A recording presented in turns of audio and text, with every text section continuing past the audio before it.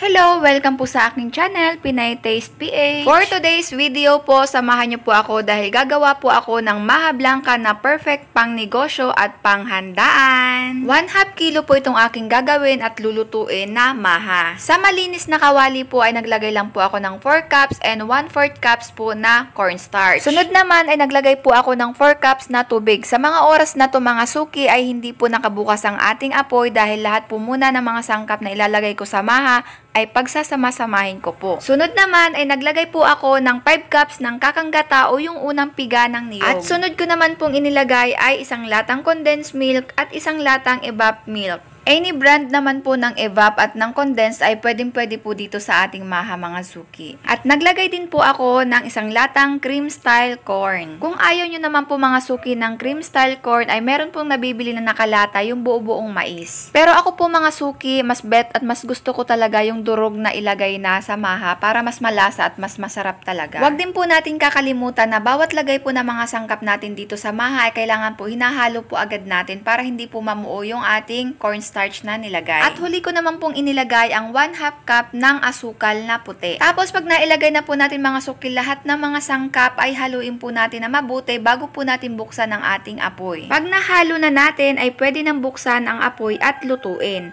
Huwag masyadong malakas ang apoy natin para hindi masunog ang maha mga suki. Sabay po sa pagbukas ng ating apoy ay walang tigil na paghahalo ha.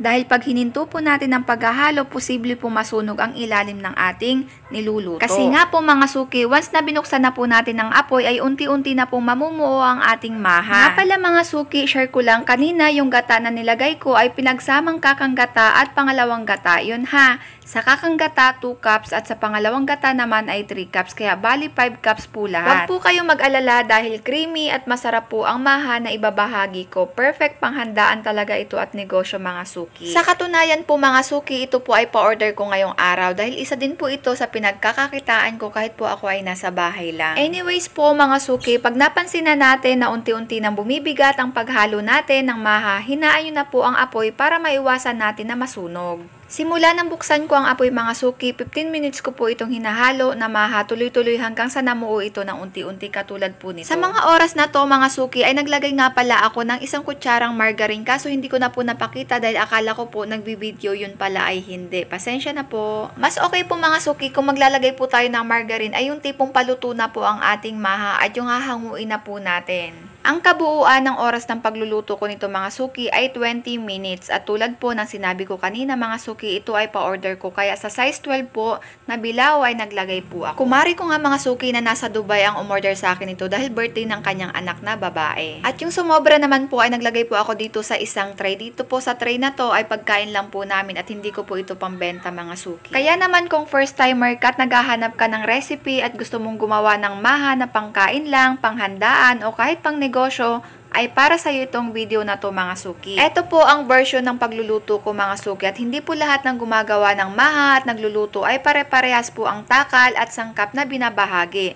Pero masisigurado ko po, masarap din po talaga itong maha version ko. Kaya naman po mga suki, kung hindi ka pa po nakapag-subscribe dito sa aking YouTube channel at bago lang po kayo, ay pwede po kayo mag-subscribe dito sa aking channel, Pinay Taste PH, para lagi po kayong updated sa mga susunod po nating negosyo idea, recipe. Meron din po tayo mga suki FB page na Raketera Mams at iba pa. Pwede nyo po akong i-follow doon mga suki. Katapos kong ang i-flatten ang maha dito sa bilao mga suki, ay naglagay lang ako dito ng grated cheese. Any brand naman po mga suki ay pwede po sa ating maha. Ang bentahan ko nga pala nitong size 12 na bilao mga suki ay nasa 350 hanggang 400 mga suki. Sa costing ko nga mga suki, ang kinalabasan nito ay nasa 300 pesos ang puhunan na ginamit ko sa mga sangkap na nilagay ko dito sa ating maha. Kaya kung naghahanap po kayo ng pangnegosyo na maha blanca recipe mga suki, perfect po itong pangnegosyo na binahagi ko sa inyo dahil tiyak na may kikitain po kayo.